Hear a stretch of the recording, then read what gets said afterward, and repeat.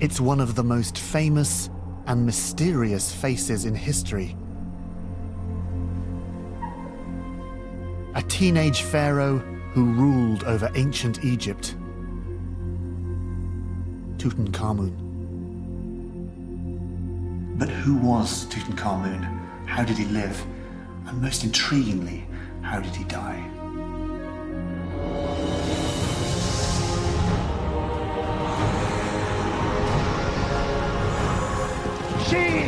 For decades, there have been many competing theories about how Tut died. A chariot accident, a mysterious illness, even murder.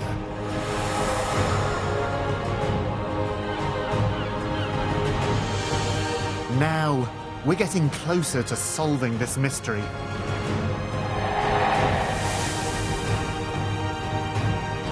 To find out how he died, we're going back in time. Oh, look at the eyes! The eyes have all been painted.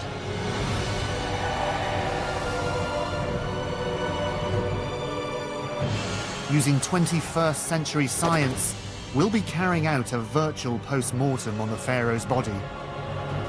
It's just mind-blowing, the views that you get. And looking at conclusive DNA evidence to expose a shocking family secret.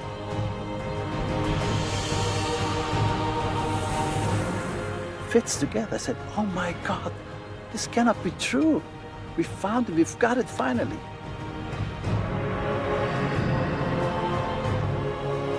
For the first time, we'll reconstruct the entire body of the boy king and reveal a revolutionary new theory of what really killed Tutankhamun.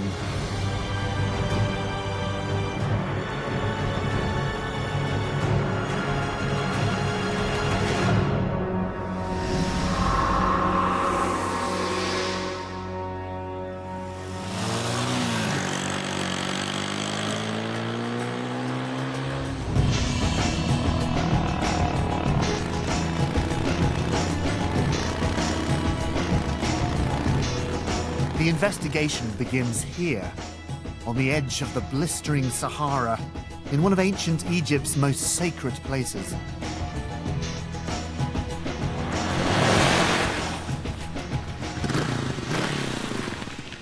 Here we are, this is it. I've got to say, it's actually quite ordinary and anonymous looking. If you didn't actually know where you are, you'd probably just drive straight past it. It's not like pulling up next to the pyramids. Could be any valley in Egypt really, but this particular valley just happens to be one of the most important sites in all of Egyptian history.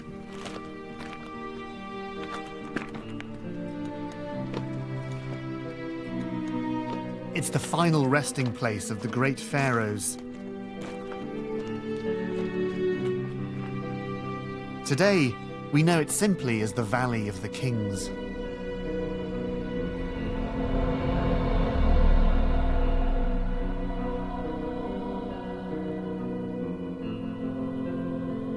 Up here you get a wonderful sense of the valley, so you look down it and you can see how all the different tombs are laid out, but you also get a terrific sense of the physical geography of the valley. So behind me you've got these wonderful cliffs that form a natural barrier.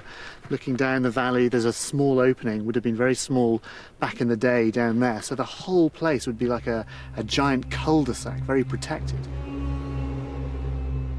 The Egyptians started to bury their rulers here around 1500 BC. Before that, they'd been buried in pyramids. And they chose this protected valley because they assumed it would be safe from the tomb raiders who'd broken into the pyramids. And just over there, above the cliffs, there's a natural pyramid which would have been worshipped by the ancient Egyptians. That pyramid was a goddess called Meresega, which means she who loves silence. She would have liked it here.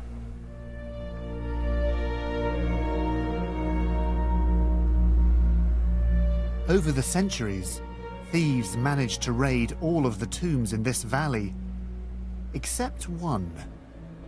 This one.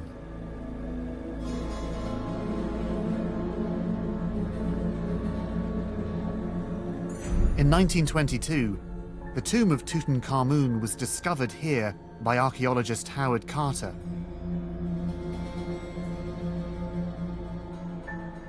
Inside was a breathtaking treasure trove that made the name Tutankhamun known across the world. Given that he's so globally famous now, we actually know remarkably little about Tut's life. And that's partly because his reign was cut short when he was around about the age of 19. But it's his cause of death that's become one of Egypt's most enduring mysteries.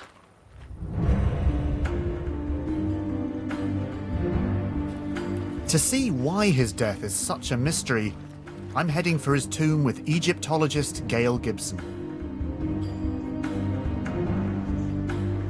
They would have had to dig all this out. Every bit of it, wondering every minute what was at the end.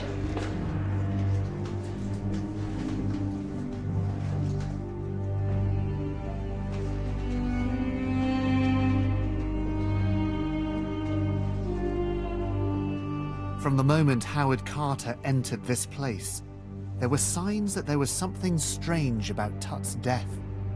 Why give him this? For a start, when compared to the other tombs in the valley, this one was a lot smaller. It is surprisingly small. It's not at all what you'd expect for a royal tomb. No. It is very strange, this very bare and small tomb. This was the room with the chariots and beds and boxes and all kinds of stuff. This modest tomb was jammed full of all the royal possessions that were usually buried with a king. It can't have been meant to be all jumbled up like that. People are just trying to cram as much stuff as possible into this small space. Shall we go down? Yeah, let's... I can't believe we're going to do this. Another unusual thing is the decoration, or rather, lack of it. Other royal tombs are adorned in hundreds of intricate portraits of the pharaohs and the gods. By comparison, this one just doesn't look very royal. And the paintings here are interesting. Everything is on a very large scale. Very mysterious. These are odd paintings for a king. And lastly, on top of the paintings, something that's only recently been identified. 3,000-year-old mold. It looks like these paintings were done on wet plaster, very fast, painted on, and then bang, bring in everything, close up the tomb very quickly. But this is still wet, and so the mold has a chance to grow, even though there's nobody here for the next 3,000 years. So it kind of does suggest a hurried burial, perhaps. You know, caution, wet paint, never mind, we'll just seal it up anyway. I think that's one of the best bits of evidence that it's a rush burial.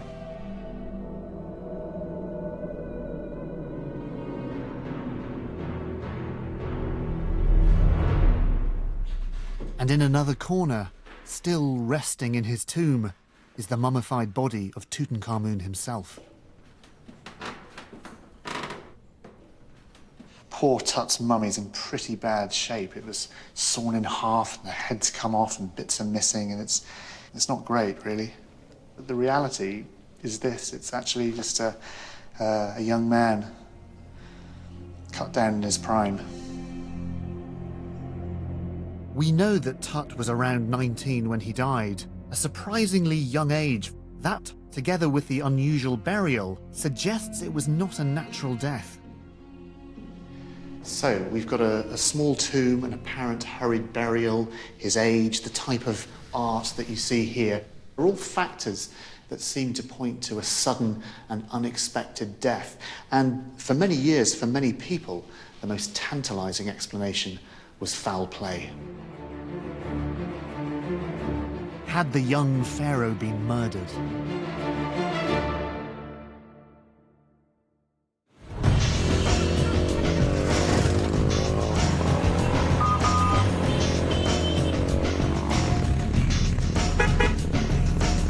Hi there, how are you? If he was murdered, then there must have been a motive. To try and find one, I'm leaving the bustling city behind. Come on, let me see you do a dive. Hi. Okay. I'm heading 200 miles down the sacred River Nile to a remarkable place, Amarna.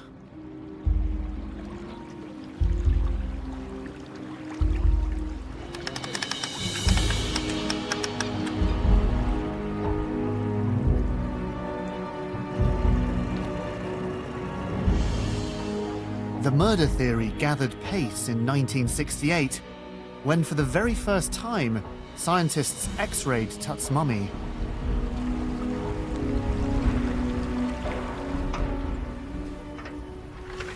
I've got an actual X-ray of Tut's head, which got people excited. And here you can see these intercranial bone fragments just there, that white spot, little bits of broken bone inside the head. These things were interpreted as possible evidence for a blow to the head.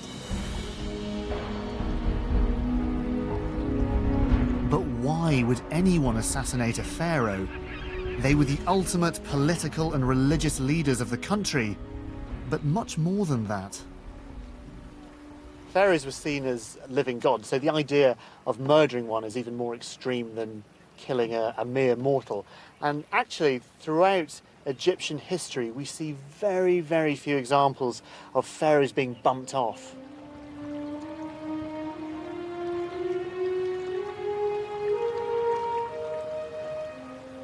So to murder Tutankhamun, someone must have had a very strong motive.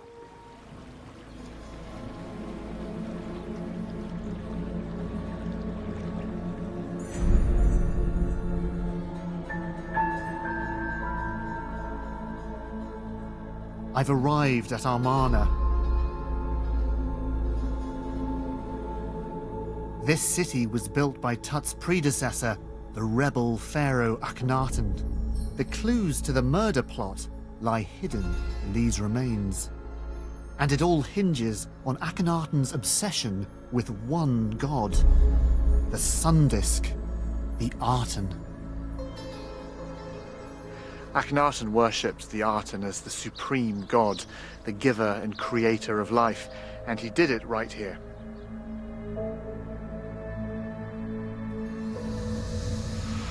Records show that Akhenaten even had religious visions, so powerful that he built this entire city in the desert and made it the new capital.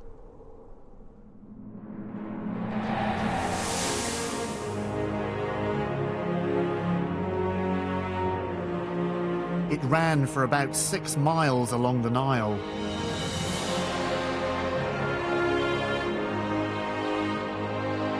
There were rich palaces and lavish homes, and at its heart, a vast temple to the sun god, the Aten.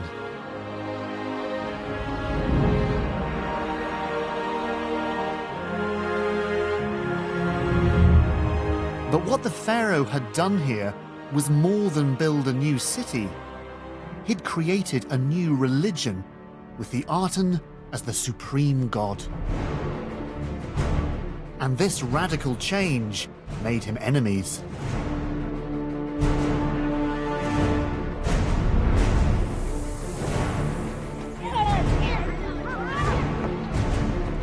When Akhenaten died, the young Tutankhamun inherited a country in chaos and many powerful enemies.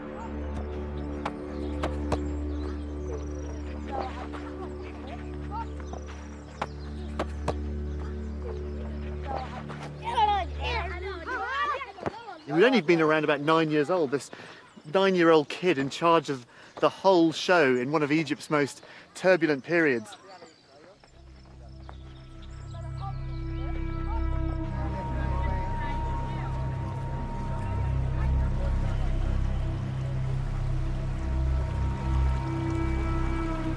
The murder theory suggests that when Tut reached maturity, his advisors, fearing for a loss of their own power, or perhaps wary of a return to the previous regime, had him killed.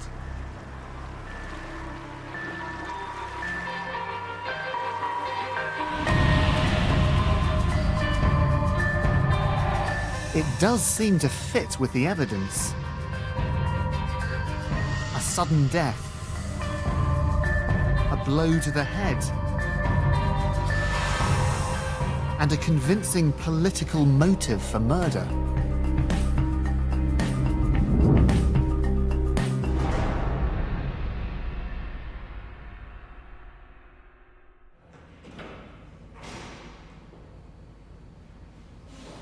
But now new scientific evidence is challenging this.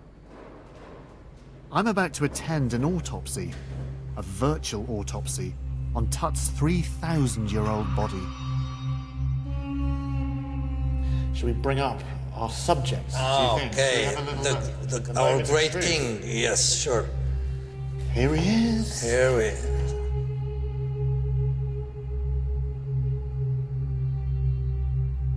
This state-of-the-art technology creates detailed 3D images of Tut's mummified remains. It's just mind-blowing, the views that you get. You can get three-dimensional image, bones and soft tissues. This is unique. It's almost like we're looking through the body. We're such a Yeah, you're going like sections and sections. Radiologist Professor Ashraf Salim is about to conduct a virtual post-mortem of King Tutankhamun. Just to start with the beginning here, that we can see that the mummy is in a very bad state. The whole body is cut into pieces.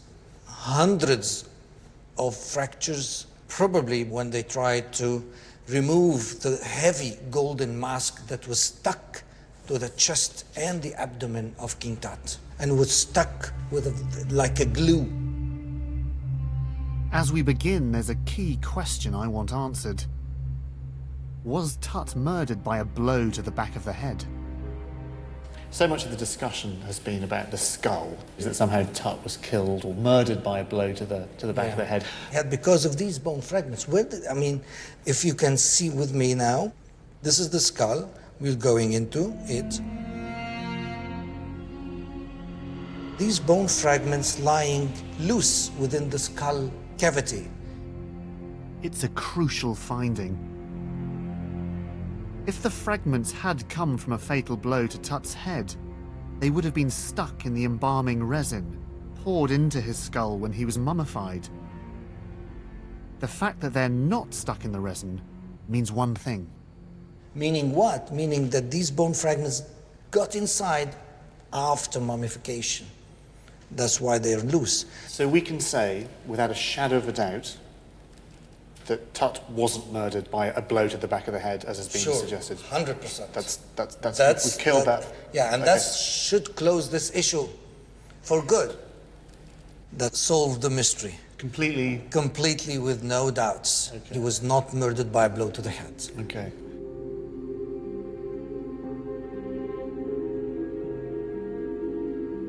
So if it wasn't murder, then what killed him? This is the whole mummy in front of us on the big screen. Our virtual autopsy has further clues. All the bones are fractured. Most, if not all, 99% of the fractures were induced post-mortem. The virtual autopsy shows the clear evidence that these bones were broken after Tut died. A huge amount of damage was done when the mummy was moved by Howard Carter. Are there any breaks that we can categorically say this happened before he died? It's only one site that we could say that. It's the knee. This is the fracture. So this is the fracture here, this black This area. black area.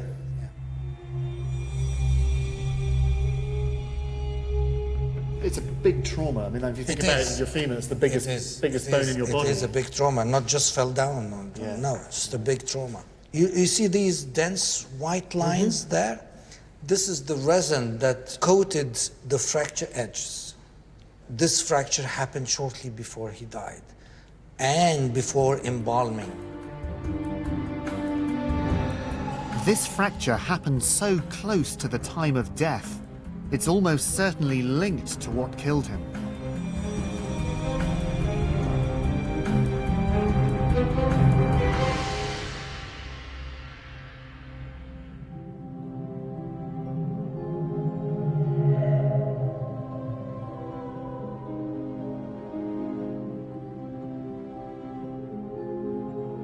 And fortunately for us, we have a unique window into the life of this pharaoh. The thousands of belongings, big and small, he was buried with. These are exact replicas of the objects found in Tut's tomb. They've been painstakingly recreated from the originals, and they've all been laid out exactly as they would have been when Carter found them.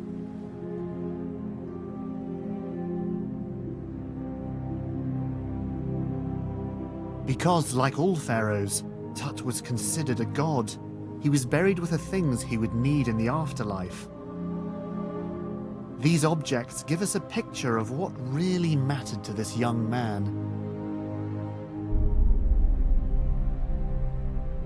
This is interesting. This is a dismantled chariot, or rather 6 chariots that were found in the tomb altogether, and obviously you had to dismantle them to be able to get them inside. Down here would have been leather webbing that you would have stood on. And you can see along here, that's the shaft that would have attached to a pair of horses to drag you across the desert at high speed. In ancient Egypt, chariots were used for hunting or battle. And in Tut's tomb, there wasn't just one, there were 6.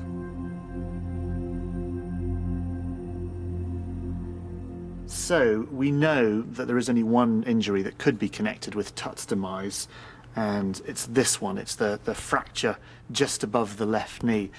But could a fall from a chariot whilst out hunting or in battle have caused that accident that led to his death?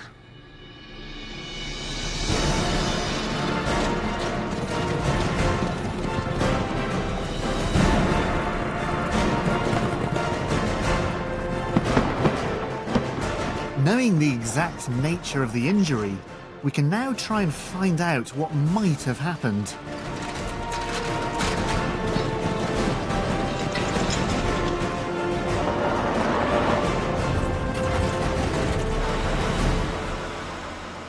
Helping me is Professor Albert Zink, a world authority on ancient mummies, and Dr. Richard Frampton, a crash injuries expert.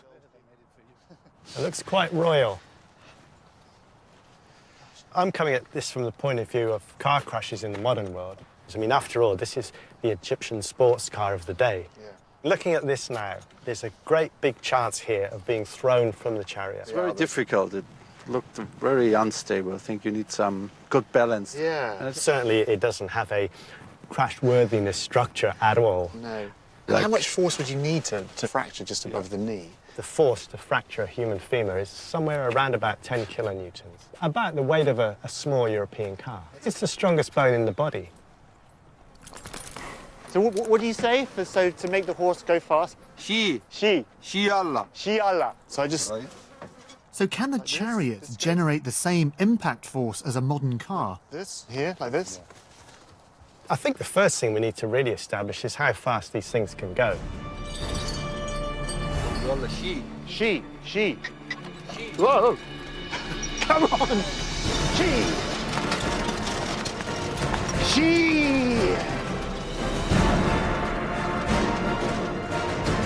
Richard is measuring my top speed. She!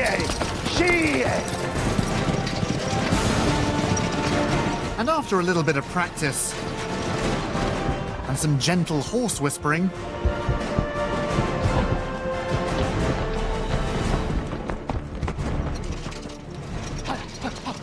Yeah, this is good, this is good.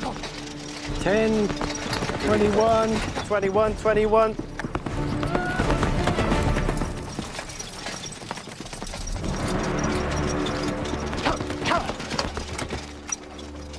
Great, you did it. Yeah. Absolutely flying. How's that? 21 miles an hour. 21? Yeah. That's not bad.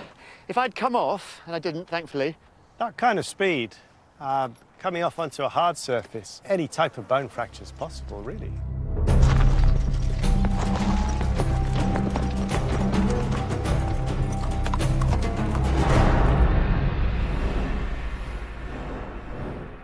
Among Egyptologists, a chariot accident is one of the more accepted theories of what killed Tutankhamun. But there's one thing that really struck me about riding that chariot. You're not just a passenger. This is a really physically demanding activity.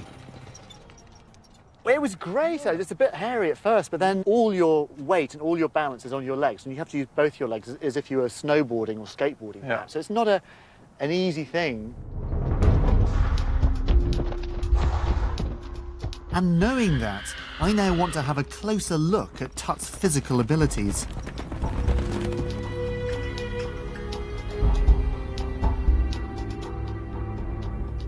And that means a closer look at the virtual autopsy. You see here, now look at this. When you really examine his feet, you can see that the left foot is bent and twisted. Now these bones, they're crowded, especially at the bases.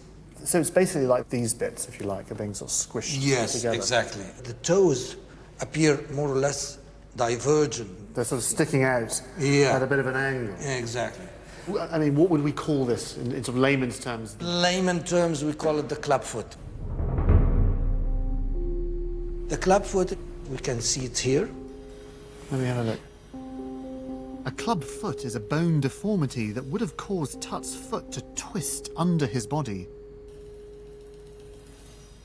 And what would that have meant for him? He would have had difficulty walking. Yes, He walked with a limp. Definitely, he was limping at that time heavily. Right. But there are even more problems with his foot. Next, he developed a new disease while in the adolescent age, let's say starting from the age of 13, 14, what we call it Kohler's disease. Kohler's disease. Yes, and that's what's meaning, it's necrosis of the bones. And necrosis means what? It means death, I suppose. Death of a small part of the bone. That's the area. Kohler's disease is a painful, disabling condition. The bones gradually collapse and can't support any weight. The end of this long bone, the metatarsus, is frayed and separated and becomes dense. And that's what we're having here. Separated, fragmented. Unlike the other sound foot, you can see the joints intact. And this would have been incredibly painful. Yes, it is painful. Okay, so we've got a congenital condition. Yes. This club foot. We've got this Kohler's disease on top of that. I mean, it completely changes our whole picture of Tutankhamun, doesn't it? Of course. This evidence, taken together, means that Tut would have struggled to walk.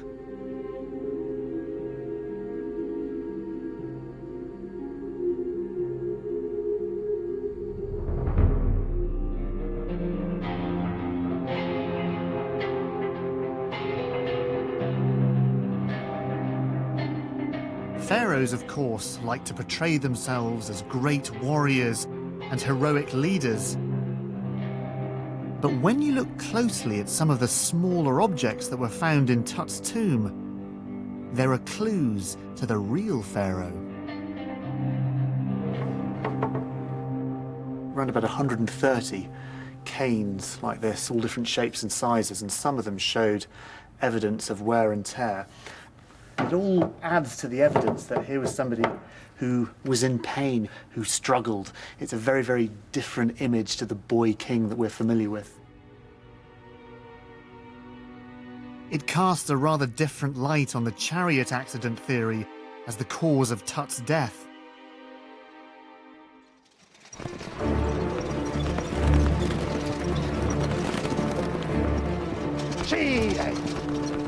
I've experienced how physically demanding it is to balance and steer a chariot.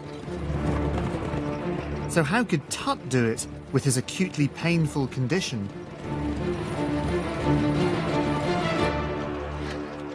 I can't do it with two legs, let alone one leg. Yeah, I think it's almost impossible.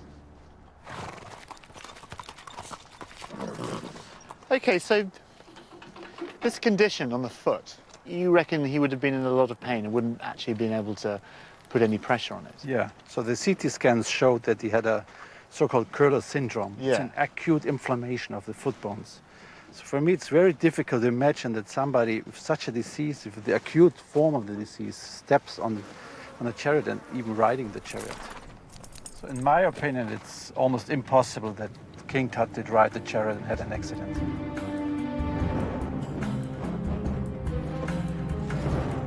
So whatever caused Tut's injury, it seems unlikely it was done riding a chariot.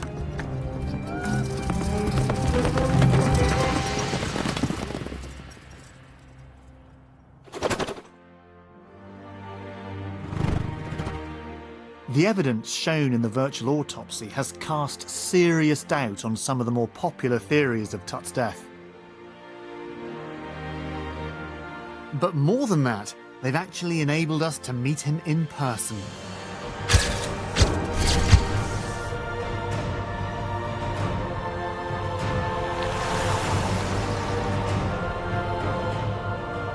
Using forensic reconstruction techniques, we've recreated Tut's face and his entire body. This is the first ever accurate full-size image of him.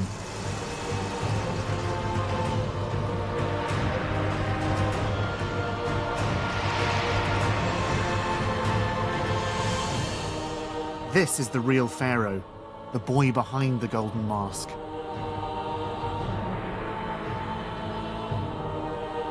And the problem with his foot is the most important clue as to what might have killed him.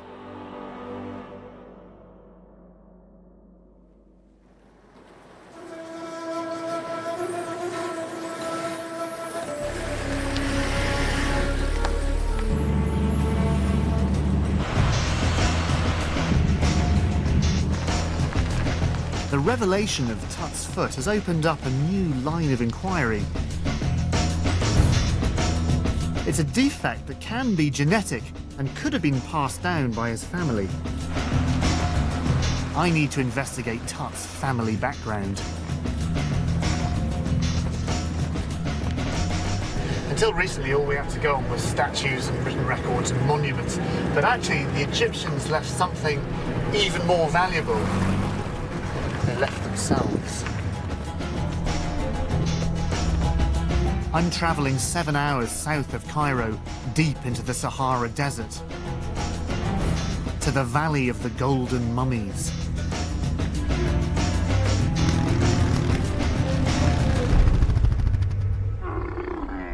This is one of the places in Egypt where mummies still lie where they were buried.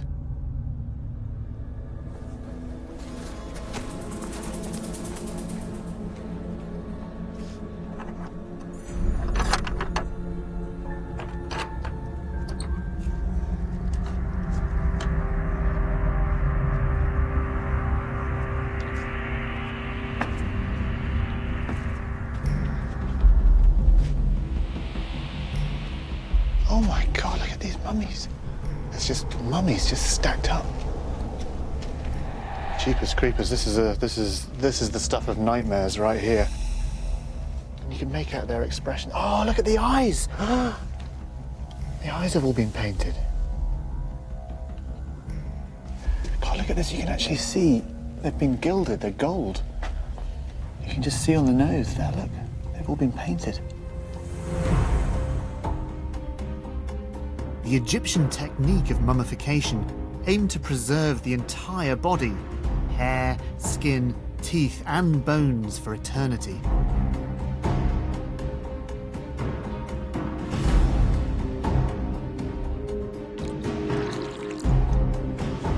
And recently, a new science has opened a door to the time of the pharaohs. You can make 40 minutes, enough, right? It's now possible to extract and accurately analyze traces of ancient mummy DNA.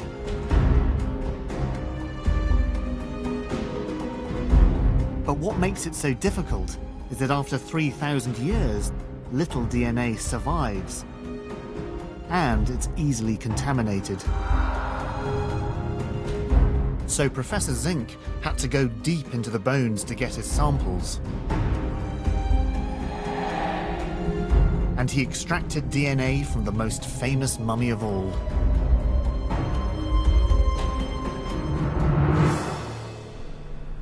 I'm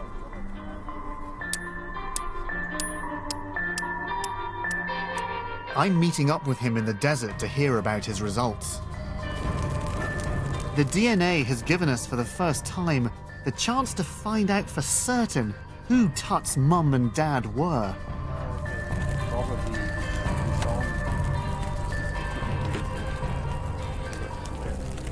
Getting DNA out of ancient Egyptian mummies is almost impossible.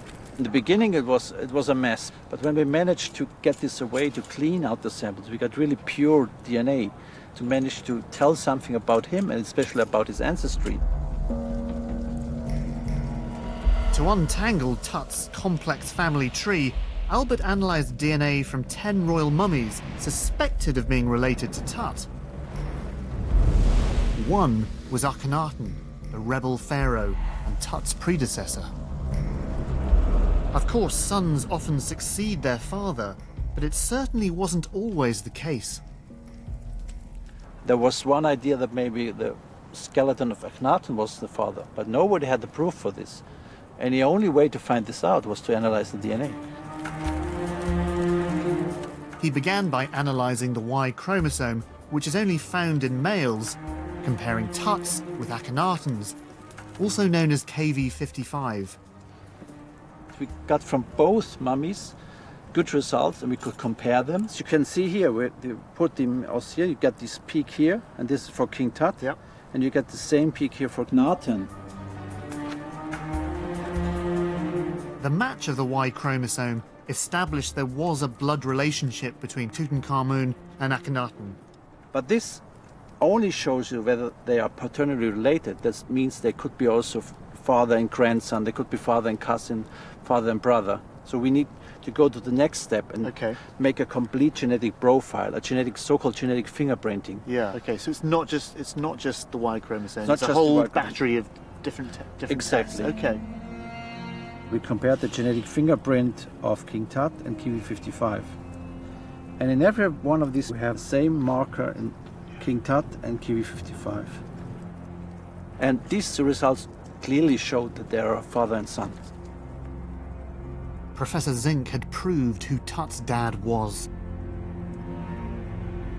It fits together. I said, oh my God, this cannot be true. We found it, we've got it finally. So there's no doubt, there's no debate anymore. There's no debate anymore.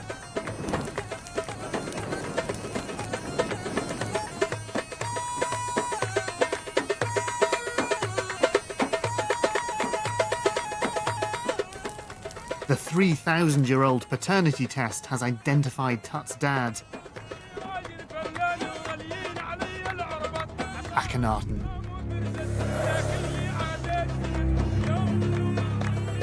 But that's only one half of the puzzle. The real mystery is who his mum was.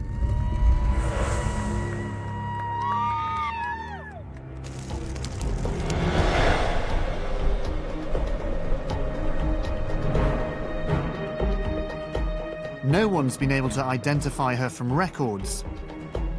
But a clue to who she was lies deep inside a place that not many people get to see. Sorry. A real royal tomb. Watch your head. It's one of the most lavish tombs in Egypt. Carry on down? Yeah, we keep going down and down and down. There it is. There's the room. This is what a king is supposed to have. That's wild. The tomb belonged to Amenhotep II, and it's a world away from the basic adornments found in Tut's tomb. When it was discovered, did they actually find the king himself? Yeah. Yes, he was in his own sarcophagus right there, which is pretty wonderful. It's amazing, isn't it? Look at that. But the real find here was the discovery of an extraordinary group of royal mummies, all thought to be linked to Tut's father, Akhenaten. There were 3 bodies on the floor. Yeah.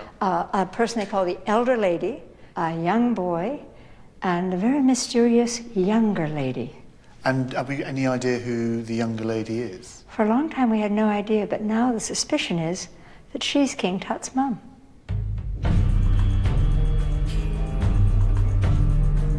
This younger lady is a truly mysterious person. There are no hieroglyphs to explain who she was, but we do have her DNA. Okay, leave you with Here? this. Okay. This time, as well as genetic fingerprinting, Albert is testing mitochondrial DNA. Just put the gel in the fridge. It's only inherited from the mother. Oh, It's a very good good. sequences. It's very good. It's very clean. Together, they can prove conclusively, and for the first time, who Tut's mum was.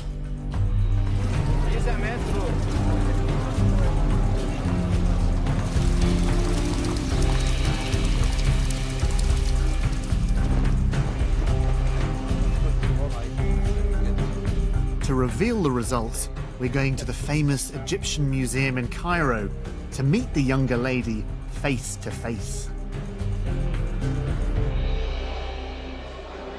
So here we are. Here we are.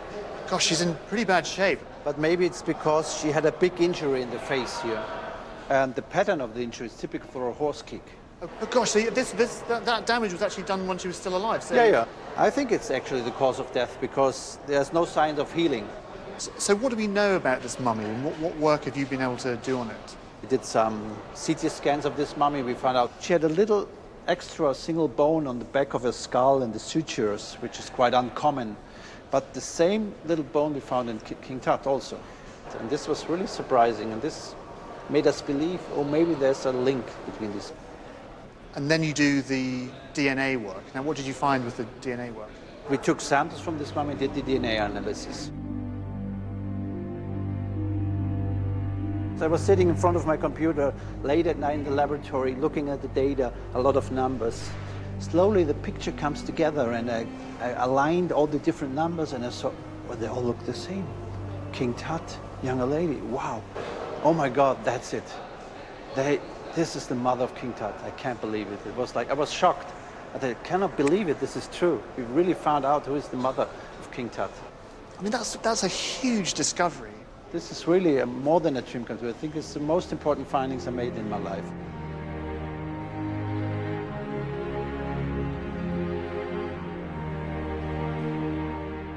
Albert's identified the younger lady definitively as Tut's genetic mother.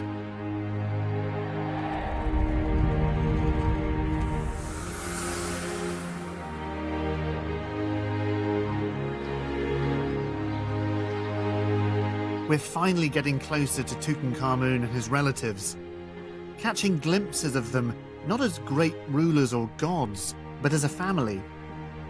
This is the tomb that was probably meant for the younger lady.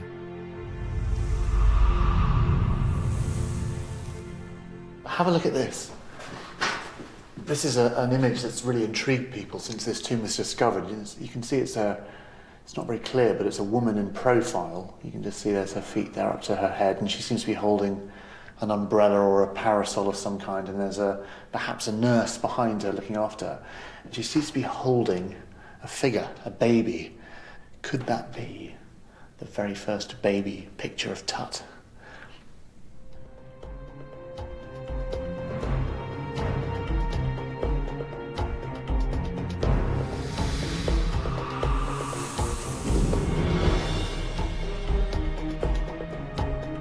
The DNA results identified the members of Tut's family, but they also uncovered something completely unexpected about his parents.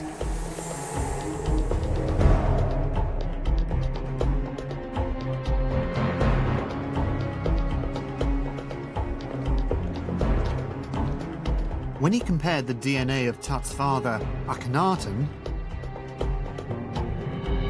with the DNA of Tut's mother, Albert made a remarkable discovery. And you know, there's some more I can tell you about these two mummies. It's not only that this is the father and this is the mother of King Tut. It turned out that they're brother and sister, which was a big surprise for us. So Tut's mother and father, so their mother and father, they were also brother and sister. So Tut was a product of incest. That's right. I mean, it turned out, wow, they're brother and sister. A lot of incest happened They didn't like to get royal and non-royal blood mixed, so they tried to keep it within the royal family. The ancient Egyptians believed incest kept the bloodline pure. In reality, of course, it did the opposite. They would have had no idea about the health implications of incest. We know that this can have a negative impact on your health, and it caused a lot of troubles in the health of the offspring. The DNA tests proved that Tut's parents were brother and sister. Tutankhamun was a product of incest. So, meet the parents. This is Tutankhamun's dad, Akhenaten. And if we come this way, next to Dad, we've got Tutankhamun's granny, who looks the best out of all of them, actually. And here, we've got Tutankhamun's mum, who's also his aunt, which makes Dad also his uncles, because they were brother and sister as well.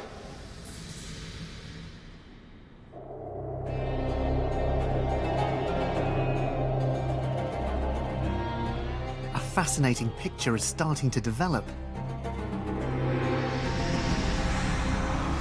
A sudden death and burial. An unusual and life-threatening fracture to his knee. A disabled foot from a disease which may have run in the family.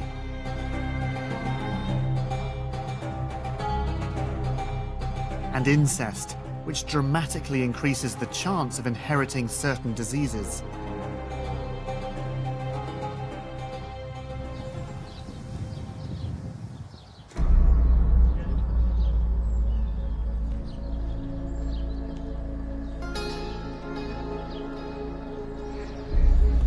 And now there's one man who thinks he's pieced together all of these clues. Okay, just want to be really careful coming in here. There's a big hole. Oh, and the light. Dr. Hutan Ashrafian is a leading surgeon who specializes in cold cases from the ancient past. Oh, this is great. There you go. Look at this. This is the best view of Karnak.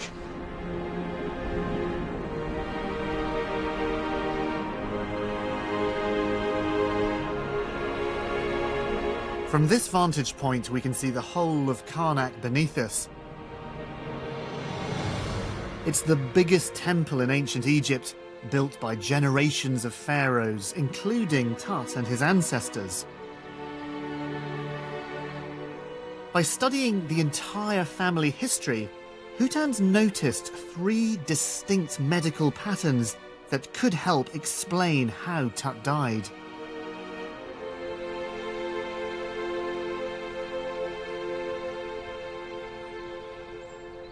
The family are very interesting in that they all died relatively young. We know that Akhenaten died early. We know that Tutankhamun, his son, died early. We know that the great-grandfather died relatively early. They died at a sequentially younger age.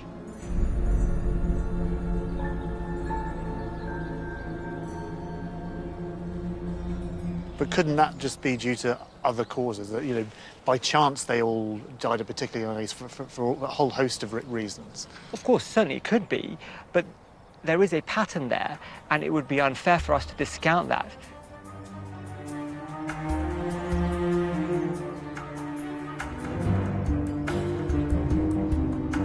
The fact that each generation died younger than the previous one could be an indication that there's an inherited disease running through the family.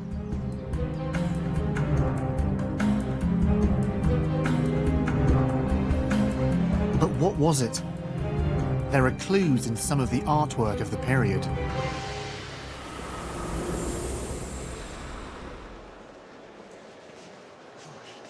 So this is Tut's dad, we think.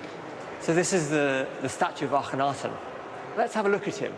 And, you know, clearly this is not a male form.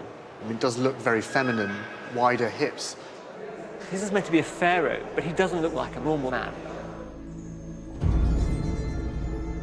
Looked through a medical doctor's eyes, this is not just a statue, it's a symptom. But aren't we just seeing an exaggerated, stylistic, symbolic art style? It could be, But actually, we know that Akhenaten himself, during his lifetime, asked for things to be depicted according to real life. Yeah. And so if we take that on board, then clearly this figure's abnormal. These feminized features like wider hips and enhanced breasts suggest some kind of hormone imbalance, and they appear throughout the generations, including Tut himself. It's a hormonal condition which can be passed down through the genes that will cause them to look like a woman.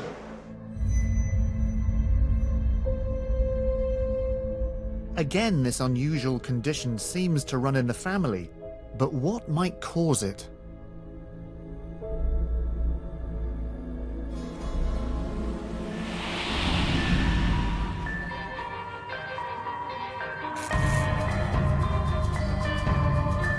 To narrow it down, Hutan's identified another pattern.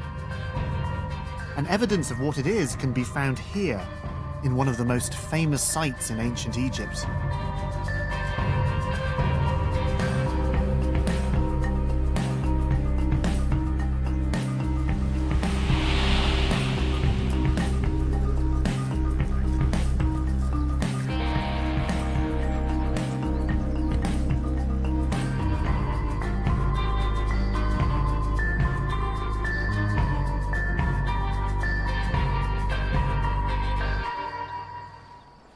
I wonder how many photographs have been taken of that view. Tourists have been coming here for millennia just to marvel at the scale of it all. Empires have come, empires have gone, and the Sphinx has witnessed it all.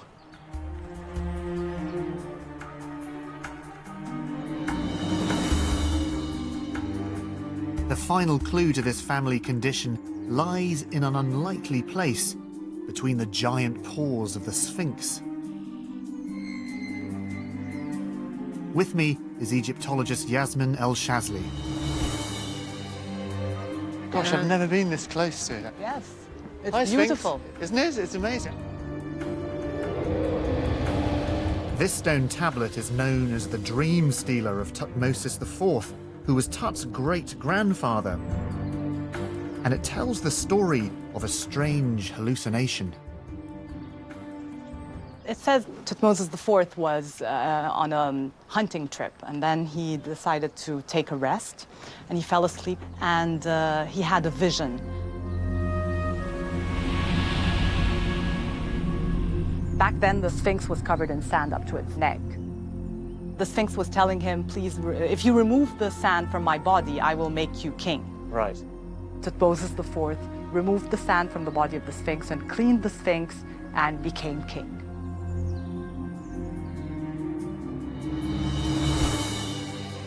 It could simply be a symbolic political statement. But if literally true, it suggests that Tut's great-grandfather had a powerful vision. Akhenaten, Tutankhamun's father, is also recorded as having similar religious visions.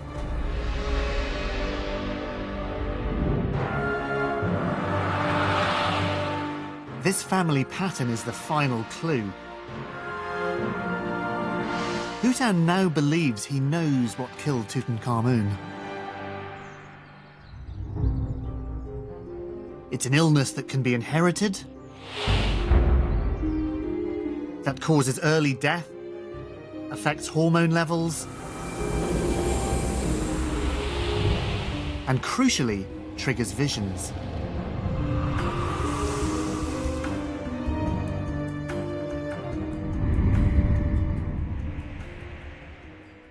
It can even explain the fracture in Tut's knee. Adding together everything that happened in his life and his whole family line, if we add all of that together and we say, what could describe this condition? And we have now the tangible evidence from the body with a fracture.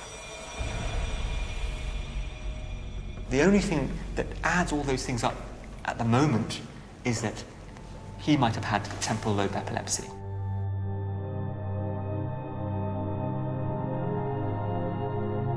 It is a controversial diagnosis, but it does seem to make sense of a lot of the symptoms. Epilepsy affects the brain, causing hallucinations. It can interfere with hormone production. And the seizures themselves can lead to unexpected fractures. We have to think about Tutankhamun as someone who's epileptic, but without treatment. And without treatment, you have a much higher risk of having unexpected falls, unexpected accidents, and unexpected fractures as a result. So let me be clear, it's not the epilepsy itself that would have killed him, it's the epilepsy that could have led to a fracture, which would then have... Absolutely. So have the killed him. epilepsy would lead to the fracture, and the fracture would have all sorts of complications like bleeding and infection, and that's probably what killed Tutankhamun.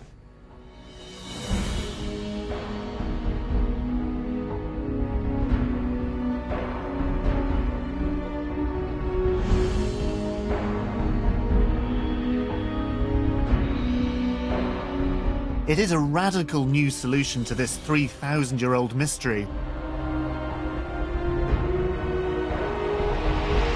An illness passed on to him from earlier generations and made worse by being the product of incest.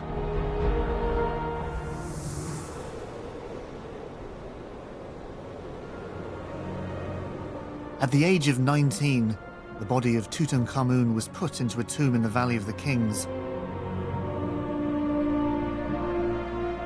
where he remained undiscovered for 3,000 years, forgotten by history. But in death, he achieved the goal of every pharaoh.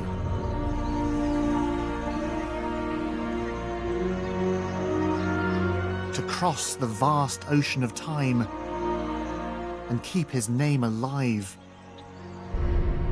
To achieve immortality.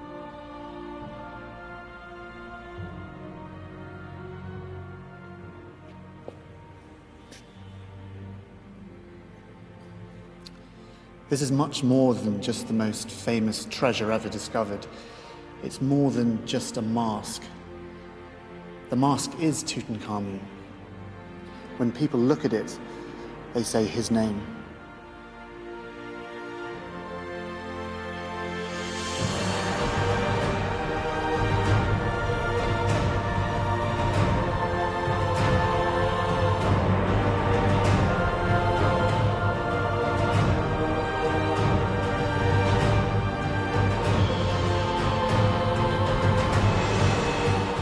See the incredible story of Heraklion, ancient Egypt's greatest lost city, literally swallowed by the sea. That's available now on BBC iPlayer.